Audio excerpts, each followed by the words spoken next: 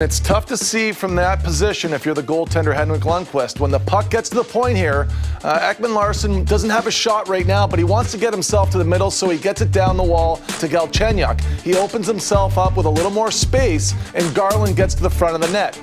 Garland's one of several players in the game that aren't household names, but they're not afraid to be in front of the net.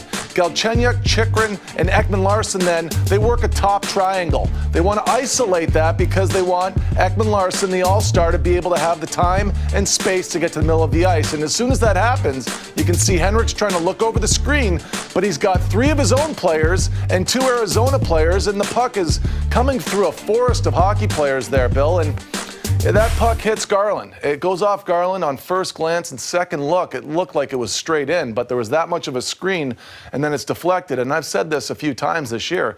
A screen deflection is more valuable than a breakaway. Okay, so the goalie's not seeing it, and then it moves off something. And Henrik is excused on that one. At the first intermission, I thought it was just the single-layered screen there. So that's a tough one. And look, when you look at Henrik's night, there's 3 of the 5 that go off of players inadvertently. You know, so it's a tough night for him, and I can see why he was removed from the game. All right, let's take a closer look at Lundqvist's game because he was pulled Wednesday. Gave up 6 goals against Pittsburgh.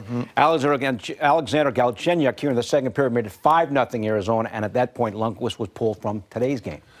And this is why it's going to get tough, right? Like, if Henrik has to play a run of 7, 12 games where it looks this dicey out here, to use Billy P's language, it's not going to make him feel good about what's going to come in the next 41 games. And you got to give him a little more support in front than that. You can see the cross-check on the back of the player scoring there, Galchenyuk, but that doesn't do anything. You got to get his stick.